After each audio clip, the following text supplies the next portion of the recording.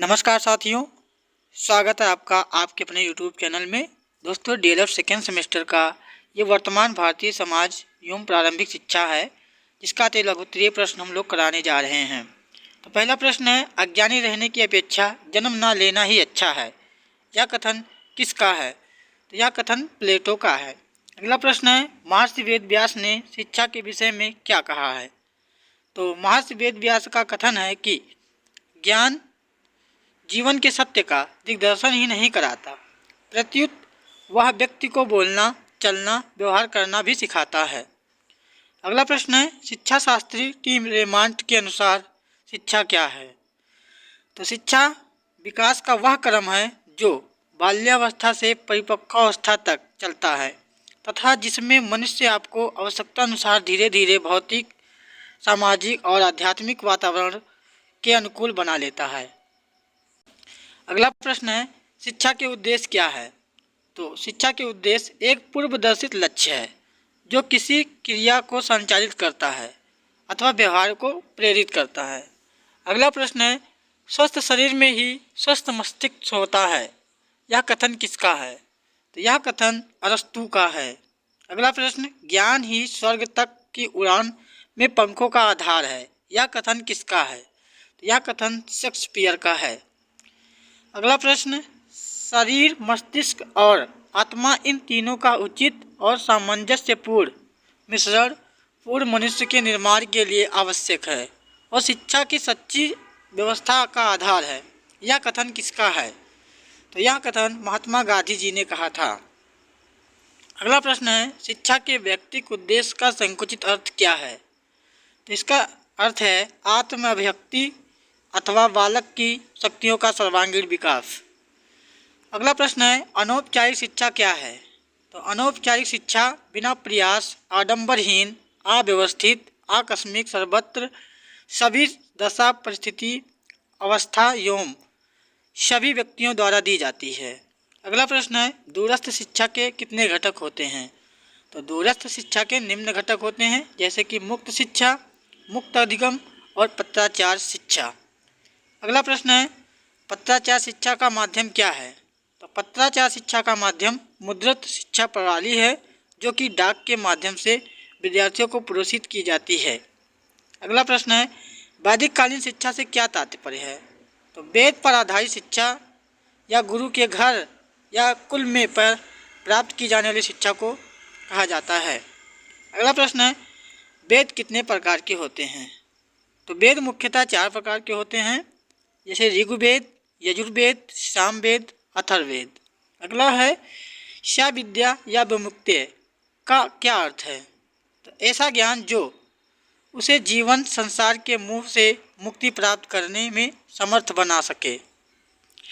अगला प्रश्न है, प्राचीन भारतीय शिक्षा प्रणाली को गुरु शिक्षा क्यों कहा जाता है?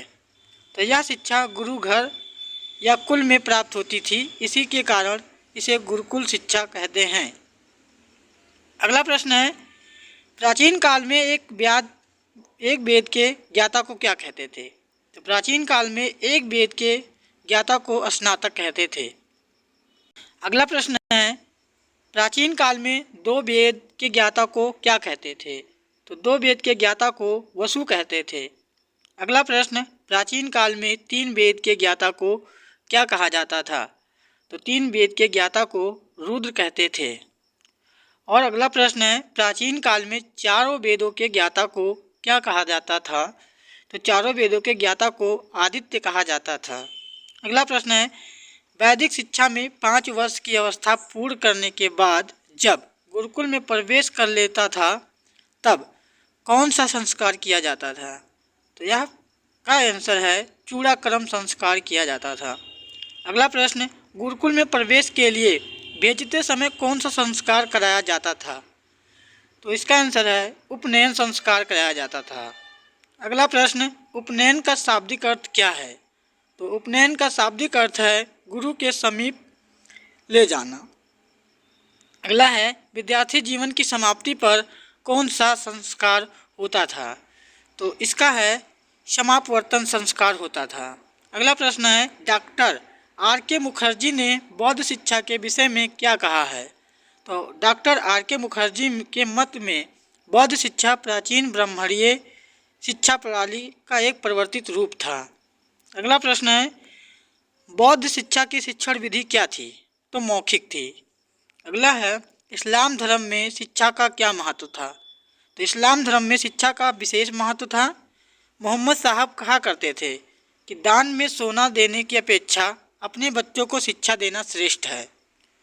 अगला प्रश्न है, हुमायूंनामा किसने लिखा था?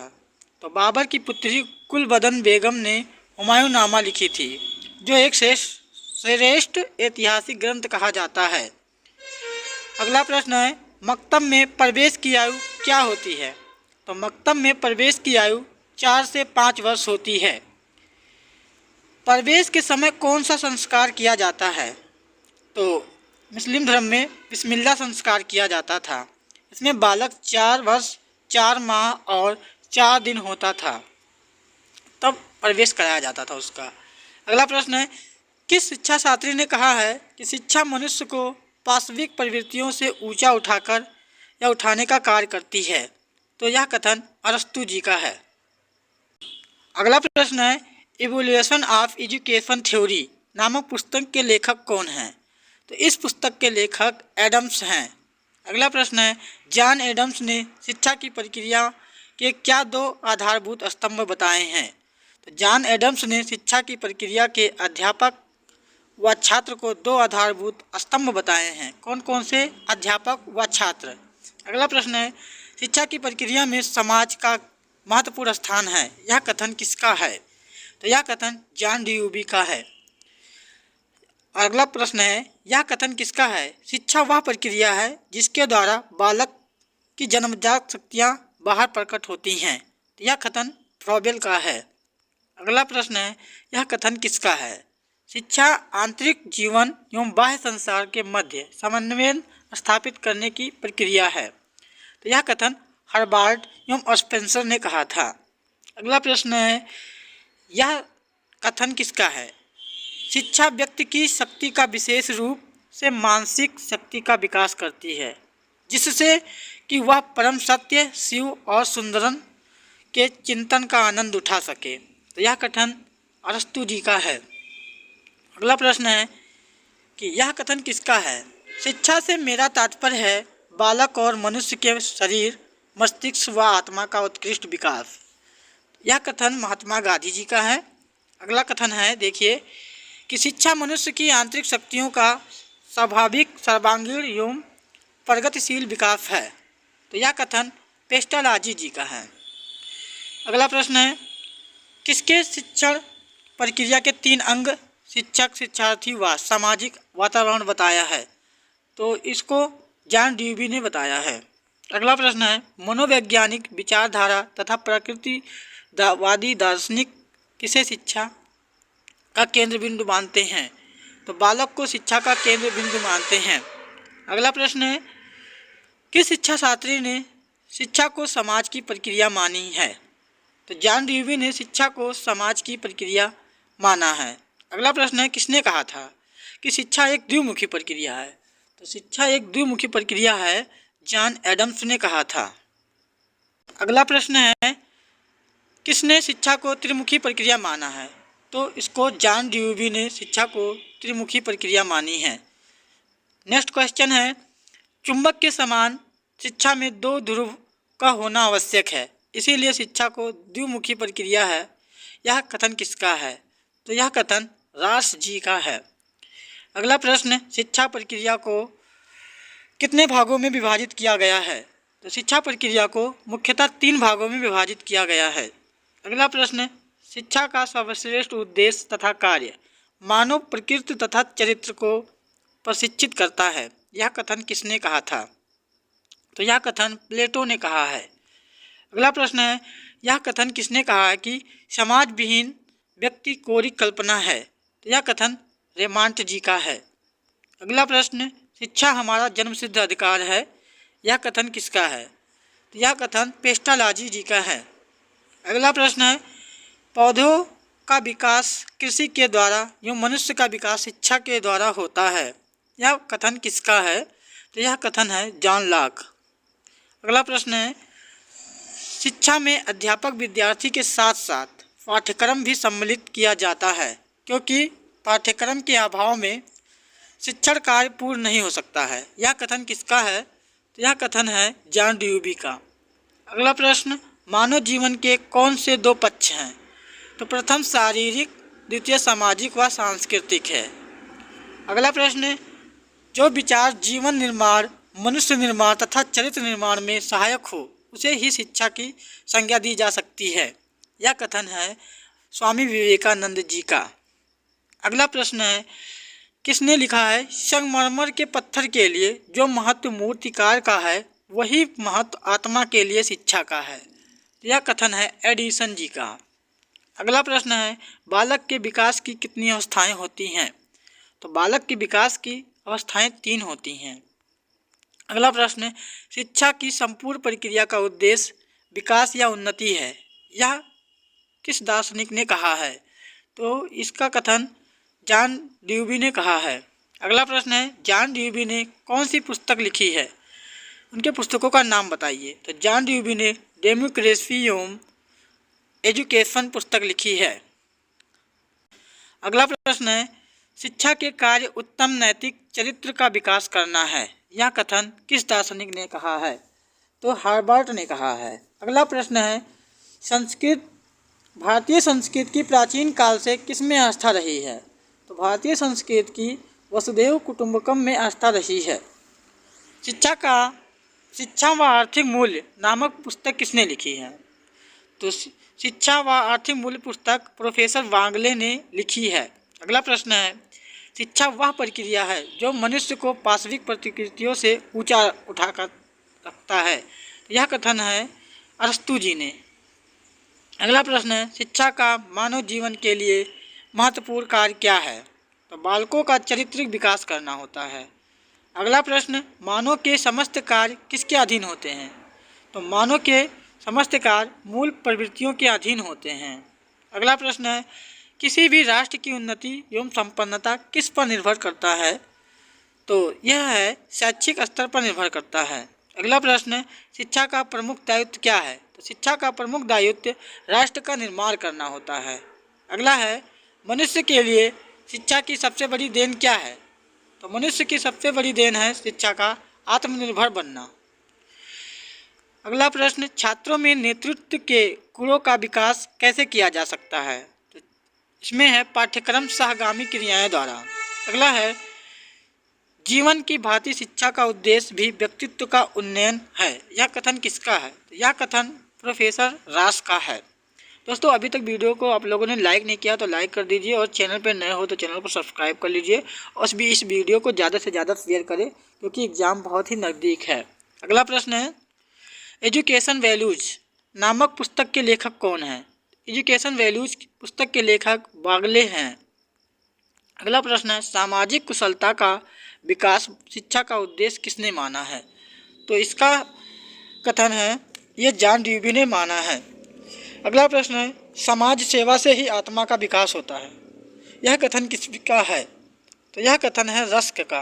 अगला प्रश्न है, व्यक्ति का विकास सिर्फ सामाजिक वातावरण में ही होता है, यह कथन किसका है? तो यह कथन टीपी नन का है। अगला प्रश्न है, व्यक्तित्व की व्याख्या सिर्फ सामाजिक संदर्भ में ही की जा सकती है, यह कथन किसका है? तो यह कथन है जे.एम. बार्डविल का है। अगला प्रश्न है, जॉन ड्यूवी ने अपनी डेमोक्रेसी एवं एजुकेशन में अच्छे उद्देश्यों की कितनी कसौटियाँ बताई हैं? तो ये 3 कसौटियाँ बताई हैं उन्होंने। अगला है, शिक्षा एक अर्थपूर्ण एवं नैतिक प्रक्रिया है, अतः यह कल्पनाहीन नहीं की जा सकती कि यह उद्देश्य विहीन है, यह कथन किसका है? यह कथन है रिवलिन का है। अगला प्रश्न है, समाज व्यक्ति से श्रेष्ठ है, यह कथन किसका है? यह कथन है हेगल का। अगला प्रश्न है, प्राचीन काल में शिक्षा का स्वरूप कैसा था? तो प्राचीन काल में शिक्षा का स्वरूप व्यक्तिक था। अगला प्रश्न है, मैं व्यक्तिगत स्वतंत्रता को महत्व देता हूँ, परंतु हमें यह नहीं भूलना चाहिए कि मनुष्य आवश्यक रूप से एक सामाजिक प्राणी है, यह कथन किसका है? तो यह कथन है महात्मा गांधी जी का। अगला प्रश्न है, शिक्षा के व्यक्तिगत उद्देश्यों के समर्थक हैं, तो टीपी नंद जी हैं। अगला प्रश्न है कि किसने कहा है कि सच्ची शिक्षा को बालक के लिए बेरोजगारी के विपरीत एक बीमे के रूप में होना चाहिए? यह कथन है महात्मा गांधी जी का। अगला प्रश्न है व्यावसायिक प्रशिक्षण मानव के दृष्टिकोण को संकुचित करता है। यह कथन किसका है? तो यह कथन है बी.डी. भाटिया जी का। अगला है किसने कहा था कि ज्ञान ही पवित्रता है? क्या है? ज्ञान ही पवित्रता है। तो सुकरात जी ने कहा था कि ज्ञान ही पवित्रता है। अगला प्रश्न है यह कथन किसका है कि ज्ञान ही शक्ति है? तो यह कथन अरस्तु जी का है। ज्ञान प्रगति है, यह कथन किसका है? तो सोफिस्टों का कथन है कि ज्ञान ही प्रगति है। अगला है किसने बौद्धिक प्रशिक्षण के 2 पक्ष बताए हैं? तो कामेनियस ने बताया है। अगला प्रश्न ज्ञान वह पंख है जिसकी सहायता से हम स्वर्ग की प्राप्ति कर सकते हैं। तो यह कथन है जॉन एडम्स का। ये चीज़ इन्होंने भी कहा गया है कि ज्ञान वह पंख है जिसकी सहायता से हम स्वर्ग की प्राप्ति कर सकते हैं। तो इसको शेक्सपियर जी ने कहा है। आप लोग इसको ध्यान से देखिएगा क्योंकि आगे हम लोग पढ़ चुके हैं। अगला प्रश्न है केवल ज्ञानी परमात्मा की पृथ्वी पर सबसे व्यर्थ का अभद्र मनुष्य होता है। यह कथन किसका है? यह कथन है शेक्सपियर जी का। अगला प्रश्न है ज्ञान पर बल देने से विद्यालय ज्ञान की दुकान व शिक्षा सूचना विक्रेता बन जाते हैं। यह कथन किसका है? तो यह कथन है व्हाइट हेड का। अगला प्रश्न जिस व्यक्ति को सच्चा ज्ञान है वही सद्गुरु के सिवाय और कुछ नहीं हो सकता है। यह कथन किसका है? तो यह कथन है जॉन एडम्स का। अगला प्रश्न है मुस्लिम शिक्षा के प्रमुख केंद्रों के नाम बताइए। तो मुस्लिम शिक्षा के प्रमुख केंद्र हैं आगरा, दिल्ली, जौनपुर, बीदर, लाहौर, अजमेर, लखनऊ, बीजापुर, गोलकुंड, मालवा, जालंधर, मुल्तान आदि। दोस्तों अभी तक वीडियो को लाइक नहीं किया तो लाइक कर दीजिए क्योंकि लाइक करने से हमारा मनोबल बढ़ता है और इस वीडियो को ज़्यादा से ज़्यादा शेयर करें। अगला प्रश्न है प्राथमिक शिक्षा का प्रथम आयोग किसे कहा जाता है? तो प्राथमिक शिक्षा का प्रथम आयोग हंटर कमीशन को कहा जाता है। किसे कहा जाता है? Hunter commission. अगला प्रश्न है श्री गोपाल कृष्ण गोखले ने अपनी विधेयक किस वर्ष प्रस्तुत की थी? तो वर्ष 1911 में, जिसे गोखले विधेयक 1911 कहा जाता है।